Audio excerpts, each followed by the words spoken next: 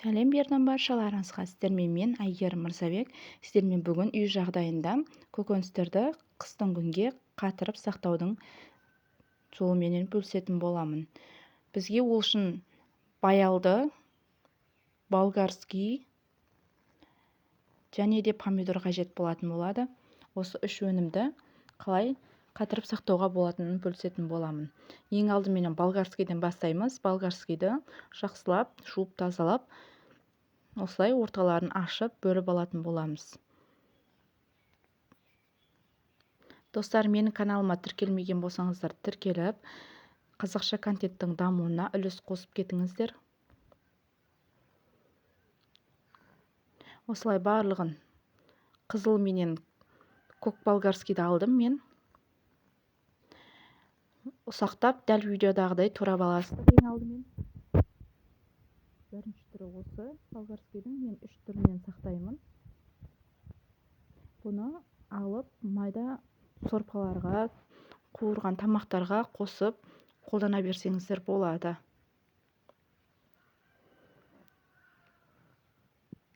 Қазір жаз мезгілі болғандықтан барлық өнімдер арзан күйінде осылай сақтап қойсаңыздар, қыстың күні жақсы қолданатын боласыздар. Осылай аузы жабылатын пакетпенен барлығын турап салып алдым. Енді болгарскийларымызды ірі түрінде турайтын боламыз. Осылай 2-3 бөлікке бөліп. Бұл бізде лағман тамақтарға әсіресе көбінесе қажет болады. Мен жолдасым лағман тамақты өте сүйіп жейді, сондықтан мен осылай қатырып сақтағанды жөн санадым. Барлығын осылай ірі етіп, көкпен қызылды араластырып сақтасаңыздар, қуырған кезде өте әдемі дәм де береді, түсі де әдемі көрінетін болады. Осылай пакеттерге кішігірім салып сақтап алдық. Енді үшінші түрі менде ірі күйінде сақтаймын. Бұны ортасын ғана осылай тазалап алатын боламыз, тек ішін ғана. Бас жағын кесіп, ішін тазалап аласыздар тек қана. Бүтін күйінде сақтаймыз. Бұл қыстың күндері алып, голубцы істей бергенге ыңғайлы болатын болады.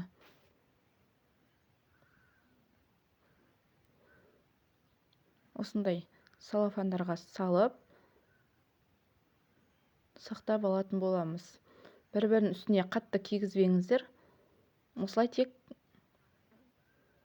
бас жағына кішкене ғана кигізіп сақтайсыздар.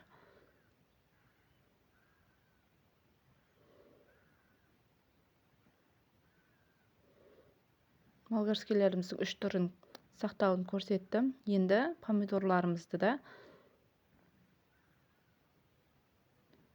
осылай ең алдыменен төртбұрышты етіп турап алатын боламыз.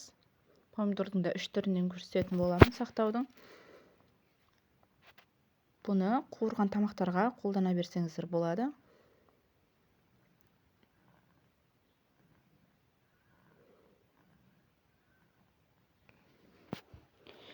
Осылай ыдыстың үстіне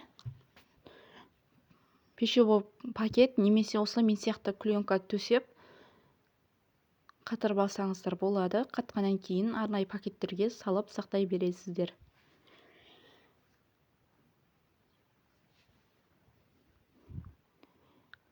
Енді дөңгелек тәріздес етіп кесіп сақтаймыз. Бұл екінші түрі. Бұл пиццаларға қажет болады. Мен өзім пиццаны өте сүйіп жеймін. Ұнайды өзіме. Қыстың күні балдарымызға пицца жасағанда алып қолдана берсеңіздер болады. Дөңгелек тәріздес етіп барлығын бөліп осылай тарелканың үстіне жайғастырып алатын боламыз.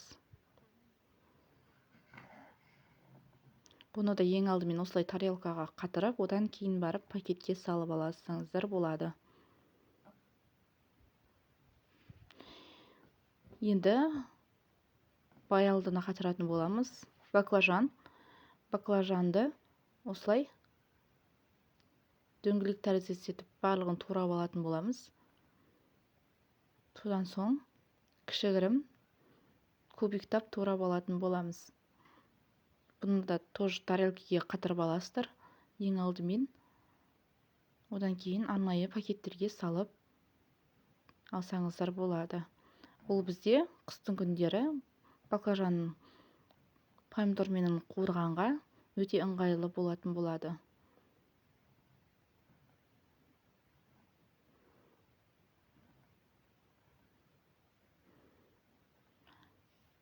Екінші түрі осылай ұзынша етіп қатырасыздар. Баклажан салаттарға өте ыңғайлы болатын болады. Ұзынша етіп қатырған.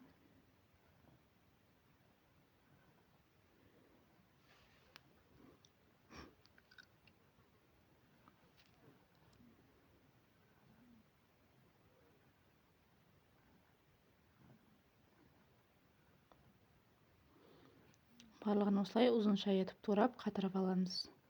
Бұны да арнайы пакетке кейін салып аласыздар. Одан кейін осылай жіңішке етіп те турасаңыздар болады. Бұл да қуырылған тамақтарға жақсы болады. Помидордың үшінші түрі бізде томат түрі. Чесногымызды, болгарскийімізді, помидорымызды блендердан араластырып өткізіп алатын боламыз. Одан кейін осылай кекстің қалыбы болса қалыбына құйып қатырып алатын боламыз. Бұл бізде сұйық тамақтарға әсіресе біреуден алып қолдана бергенге ыңғайлы.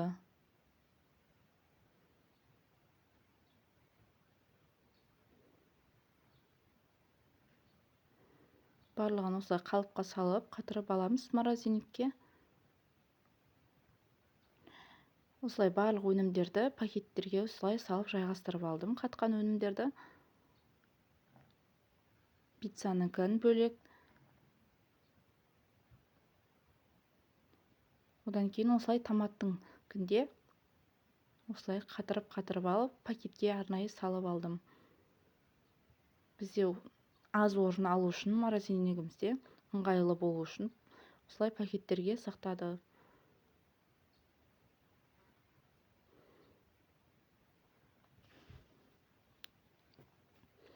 Бізде барлығы бар. Болгарскийлеріміз туралған, ірі, майда туралған болгарскийлер, баклажандар. Осылай барлығын қатырып сақтай берсеңіздер болады. Менімен бірге болғандарыңыз үшін рахмет.